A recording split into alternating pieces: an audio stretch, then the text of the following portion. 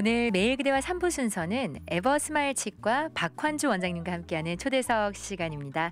이 자리에 박환주 원장님 나오셨어요. 안녕하세요, 원장님. 예, 안녕하세요. 네, 오랜만에 뵙는데요. 2달 만에 뵙는 것 같아요. 그동안 잘 지내셨죠? 예, 뭐 늘 똑같이 바쁘게 지냈습니다. 참 2달이 빨리 지나가네요. 그렇죠. 원장님 들어오시자마자 금방 갔다고 시간이 예. 한 달처럼 가셨나 봐요. 시간이 예. 한 달이 금방 갔다고. 네, 그렇습니다. 이제 그래도 날씨가 조금 시원해지기도 했고요. 다시 주말엔 좀 덥긴 했지만 이제 가을이 달라스에도 온 것 같습니다. 그렇죠? 네, 맞습니다. 원장님도 건강하게 잘 지내셨으면 좋겠고요. 네. 오늘 이렇게 오랜만에 나오셨는데 오늘 저희 어떤 주제로 이야기 한번 나눠볼까요? 예, 오늘은 심미치료에 대해서 알아보도록 하려고 합니다. 심미치료. 네. 하얗고 가지런한 치아는 네. 깨끗하고 단정한 이미지를 상대방에 선사할 뿐만 아니라 자신감을 높여주고 환한 웃음을 지을 수 있어서 좋은 인상을 가질 수 있게 하는 중요한 역할을 합니다. 그렇죠. 네. 그렇기 때문에 가장 관심이 계속 증가하고 있는 심미치료에 대해서 알아보려고 합니다. 네. 그 중에서도 심미치료의 대표적인 방법인 치아 미백과 라미네이트 치료 방법에 대해서 알아보겠습니다. 네, 좋아요. 좋습니다. 네. 저도 아마 많은 분들이 관심이 있으실 거예요. 아마 이미 받으신 분들도 있을 수도 있고요. 네. 또 만약에 이렇게 치료를 받지 않으셨더라도 누구나 요즘 다 이렇게 외모나 이렇게 뭐 외모를 내가 너무 막 잘 꾸미고 이런 걸 떠나서 아까 처음 말씀하신 것처럼 깨끗한 이미지 이런 거가 중요하게 여겨지니까 또 많은 분들이 관심을 가지지 않으실까 생각되는데 저도 뭐 치료는 사실 받아보진 않았지만 네. 딱 주제를 보고 되게 흥미롭다. 좀 더 알아보면 좋겠다. 이런 생각이 들었는데요. 네. 자, 오늘 심미치료, 치과에서의 심미치료에 관해서 이야기해 주신다고 하셨습니다. 그렇다면 그 치아가 사실 이렇게 변색이 되니까 사실 깨끗하게 다시 하기 위해서 화이트닝도 하거나 또 이렇게 심미치료를 하는 건데요. 네. 이 치아가 변색이 안 되면 좋겠는데 그렇죠? 그렇죠. 왜 치아가 변색이 되는 거죠? 예, 좋은 질문 하셨는데요. 네. 우선 그런 치아의 변색하기 때문에 이런 치료 방법들이 나온 것이고요. 네. 그렇기 때문에 아까 질문하신 치아 변색에 대해서 우선 알아보겠습니다. 네. 치아 변색의 원인은 크게 2가지로 나눌 수 있는데요. 외부 요인에 의한 색 변화와 네. 내부 요인에 의한 색 변화로 나눌 수 있습니다.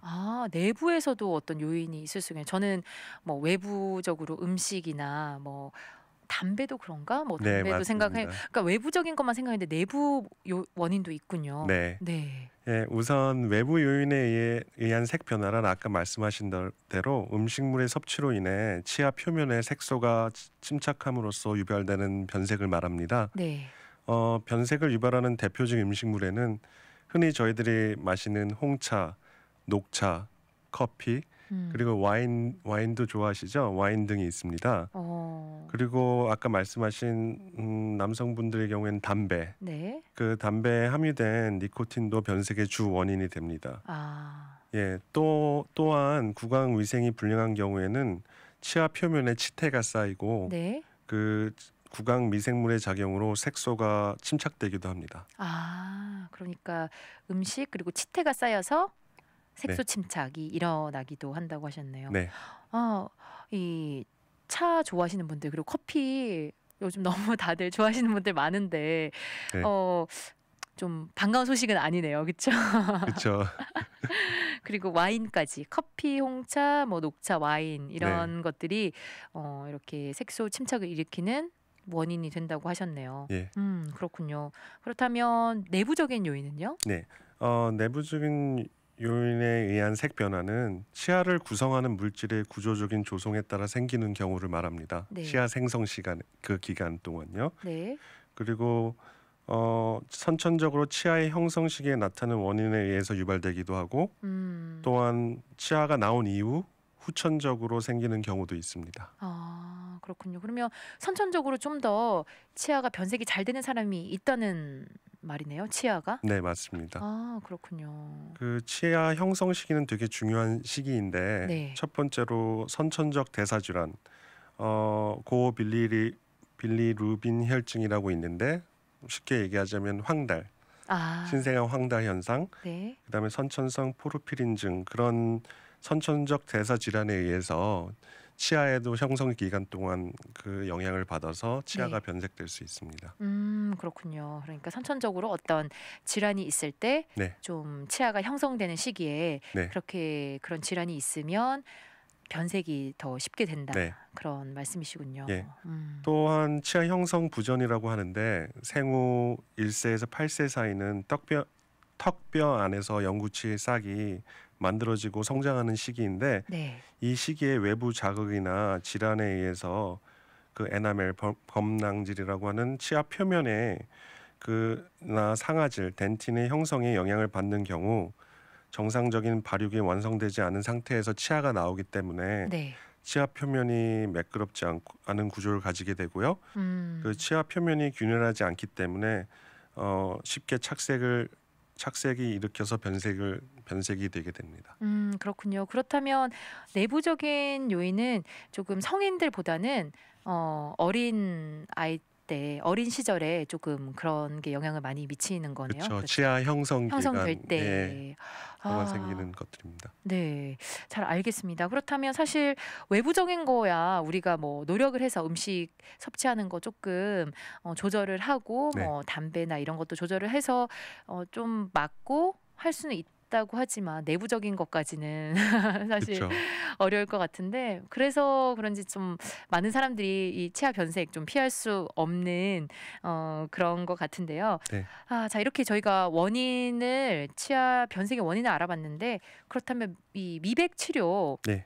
저는 항상 궁금했어요. 어떻게 저 치아 미백을 하는 거지? 이렇게 항상 궁금했는데 자 치료 방법 어떻게 하는지 조금 알려주시죠. 예, 치아 미백에 대해서 이제 말씀드리려고 하는데요. 네.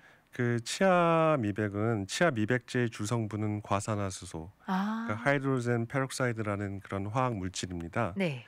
이 성분이 분해되면서 나오는 산소가 치아 표면의 그 범랑질과 상아질, 에나멜 덴틴으로 스며들면서 음, 그 치아에 착색된 물질을 표백하는 원리입니다. 네. 그렇군요. 하지만 뭐 치아에 손상이 가지 않을까 되게 걱정하시는 분들이 많은데 맞아요. 네. 치아 미백제가 치아를 깎아대는 것은 아니기 때문에 아, 표백 작용을 하는 거기 때문에 다행이네요. 예, 네. 치아 표면 조직에는 손상을 주지 않습니다. 네. 그렇다면 이게 사실 이만 닿아서 이에만 이렇게 표백 작용을 하면 되는데 이게 뭐 사실 목으로 넘어가거나 해도 괜찮나요? 시중에 파는 그런 화이트닝 그런 치아 미백의 그런 재료들은 네. 그 제가 아까 말씀드린 그런 과산화수소, 하이드로젠 페록사이드의 그 양 자체가 극히 적게 들어 있습니다. 네. 그래서 인체에는 해롭지 무해한 않게 네. 나오기 때문에 음. 걱정은 안 하셔도 될 것 같습니다. 네. 잘 알겠습니다. 그래서 이 치아 미백 치료 과산화수소를 주로 이용해서 네, 이 표백을 하는 그런 원리를 이용한다고 그렇게 설명을 해 주셨네요. 네, 네. 잘 알겠습니다. 그러면 제가 또 궁금한 게 하나 있는데요. 네, 그 시중에 보면요. 네, 그 화이트닝 뭐 투스트페이스트 해서 치약을 네, 판매를 하잖아요. 그래서 네. 그런 거 보면 저 치약 저는 항상 그냥 궁금했었어요. 치약을 사용해서 미백이 될까? 그게 효과가 오래 사용하면 뭐가 있나요? 어떤가요? 우선 치약에 포함되어 있는 네. 소위 말하는 화이트닝을 위한 치약들이 시중에 되게 많은데요. 네. 그런 되게 극소량의 그런 과산화수소가 들어있기도 하고요. 그 치약에도 이 성분 과산화수소가 중에서요. 네. 그리고 특히 그런 화이트닝을 위한 치약에서는 마모제가 들어 있습니다. 아. 그래서 주로 치약의 작용은 외부적인 치아 변색의 원인이 되는 그런 부분들을 어느 정도는 해결을 해주지만 네네. 잇몸 질환을 가지고 계신 분들이나 네. 치아가 많이 시리신 분들은 음. 그런 치아 미백을 위한 치약을 사용하는 게 좋지 않으시겠죠. 그렇군요. 그러니까 그 치아 미백을 위한 치아 치약, 네. 화이트닝, 뭐 투스페이스트 그런 게 시중에 판매를 하는데 거기도 소량의 과산화수소가 포함돼 있거나 또 마모제까지 네. 포함이 돼 있다고 해주셨네요. 그래서 어느 정도는 효과가 있을 수 있지만 뭐 잇몸 질환이 있으신 분들이나 이런 분들은 네. 효과가 없을 수 있다. 네. 시림 현상을 더 유발시킬 수 있기 시림. 때문에 네. 안 좋고요. 네, 그렇네요. 그런 것도 그러면 좀 신중히 저희가 선택해서 사용을 해야 될 것 같네요. 네. 네, 잘 알겠습니다. 자, 그렇다면 저희 이쯤에서 노래 한 곡 듣고 와서요. 또 다른 이 치아 미백을 하는 방법이 있다고 하는데요. 저희 노래 듣고 또 광고 듣고 와서 계속해서 이야기 나눠보도록 할게요. 네, 오늘 매일 그대와 3부 초대석에는요. 에버스마일 치과 박환주 원장님 모시고 저희 오늘은 심미치료에 관해서 이야기 나누고 있습니다. 저희가 왜 이렇게 치아가 변색되는지 또 치아 미백을 어떤 원리까지는 아니지만 이 어떤 물질을 사용해서 하는지 이야기를 해주셨어요.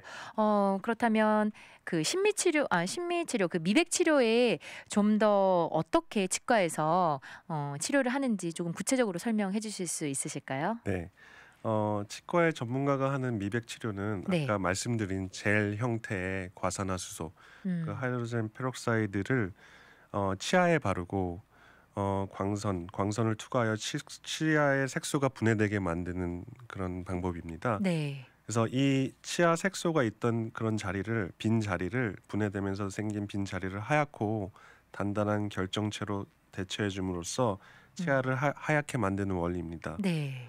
또 다른 방법으로는 마우스피스 같은 미백 틀에 미백제를 바르고 구강에 장착하는 것으로 집에서도 쉽게 할 수 있어 자가 미백이라고도 불립니다. 네, 그렇군요. 그래서 단기간에 큰 효과를 보시려면 치과에서 미백 치료와 집에서 할 수 있는 자가 미백을 같이 동시에 해주시면 더 좋은 효과를 가질 수 있습니다. 네. 그렇다면 아까 말씀하신 치과에서 이 치아에 과산화수소 젤을 도포하고 또 뭐를 쬐준다고 하셨잖아요. 네, 광선을 같은... 쬐주는데 그렇게 하는 거는 뭐 한 번만에 되는 건가요? 아니면 몇 번을 방문해서 치료를 받는 건가요? 주로 한 번 방문에 네. 한 2사이클에서 3사이클 정도를 하게 되고요. 한 사이클은 그 과산화수소를 바른 후에 한 15분 정도를 한 사이클로 하고 있습니다. 한 번 방문에 2~3사이클을 네.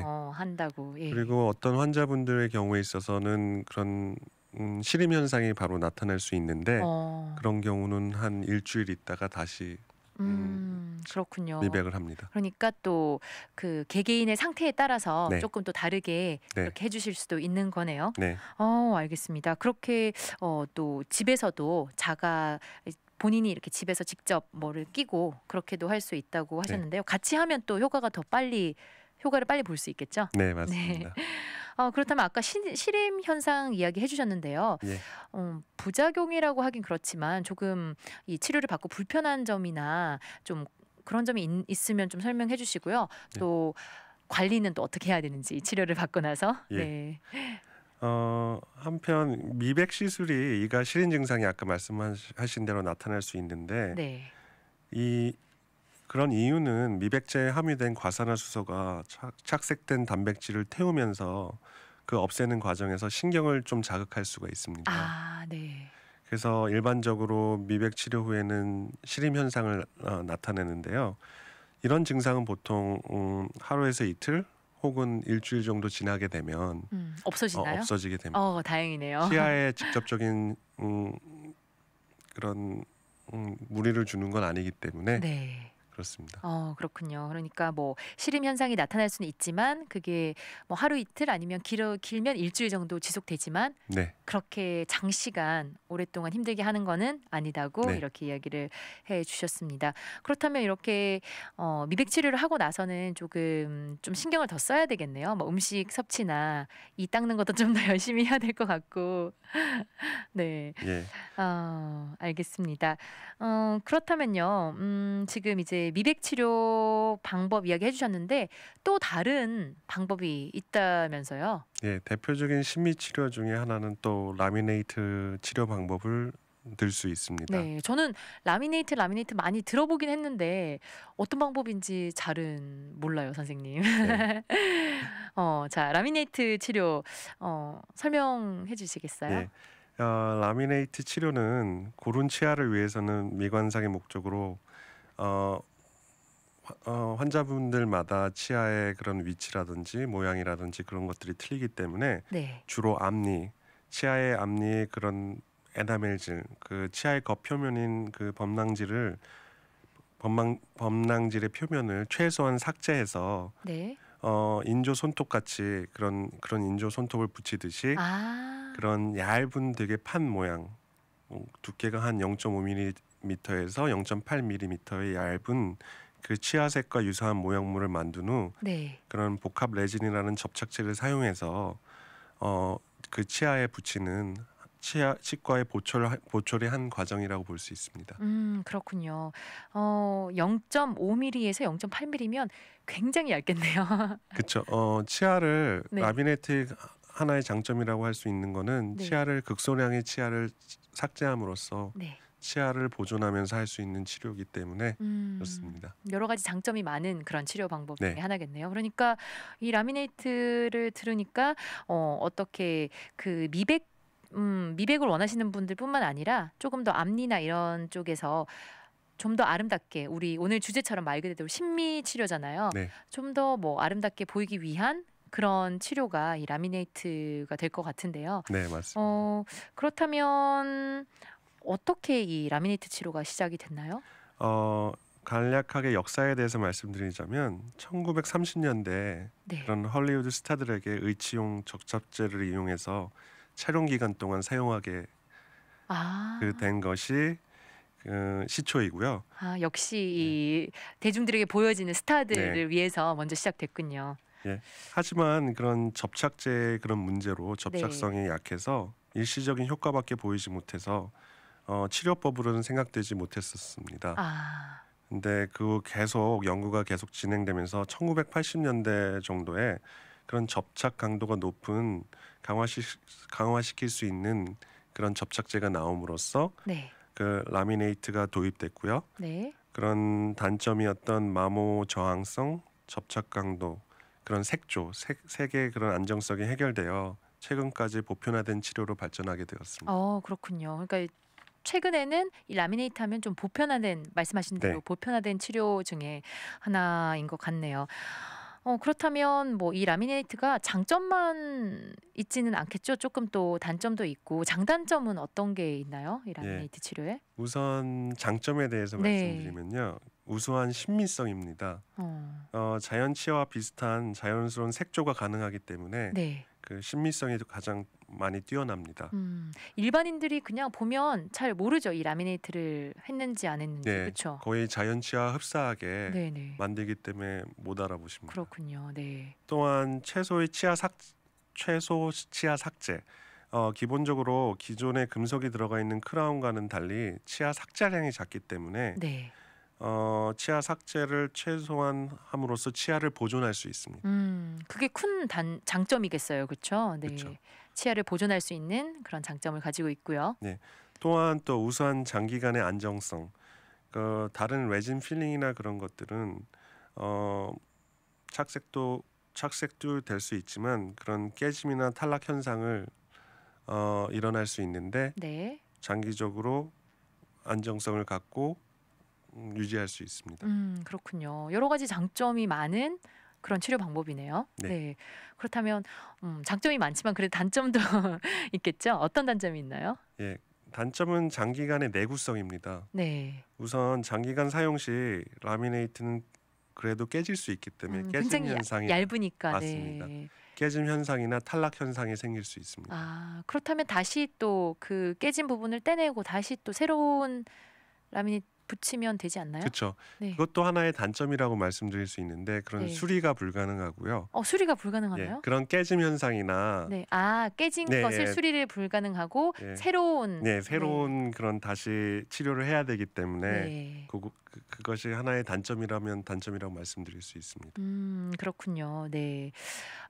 그렇다면 제가 마지막으로 궁금한 게요. 이 치아 미백 치료 중에서 크게는 두 가지라고 해야 하나요? 이렇게 과산화 수소를 이용해서 또 치과에서 광선을 쬐는 네. 법하고 또 자가 치료를 하는 그런 방법을 하나 알려주셨고 네. 또 라미네이트를 알려주셨는데 네. 이렇게 환자분이 오시면 어떻게 이렇게 어떤 분은 이 과산화수소를 이용한 그냥 미백 치료를 하고 또 어떤 분들은 이렇게 라미네이트 치료를 받게 되시나요? 본인이 와서 저 이거 해주세요 하시는 분들이 있으신가요? 아니면 보통 원장님께서 이렇게 이야기를 해주시는 편 아니신가요? 어떤가요? 우선은 네, 가장 중요한 거는 환자의 요구입니다. 네, 환자가 어떤 문제점을 갖고 있는지 우선 네, 환자의 말을 들어볼 필요가 있고요. 네. 또한 제가 발견되는 부분이 있으면 또 추가적으로 말씀드리기도 합니다. 그렇군요. 네. 네, 그래서 환자분께서 또 원하시는 게 있거나 어떤 요구하는 게 있으시고 불편한 게 있으신 이야기를 들은 후에 또 원장님께서 보시고 네. 또 조언을 해주시고 해서 같이 이야기를 하면서 또 결정을 해 나가시는 거네요. 네, 맞습니다. 네, 잘 알겠습니다. 오늘 이렇게 심미치료 여러 가지 이야기 해주셨는데요. 마지막으로 이제 원장님, 그럼 저희 그냥 청취자분들께 인사 해주시고 또 저희 이 시간 마무리하도록 할게요. 예, 치아의 건강 아무리 강조해도 지나치지 않습니다. 네.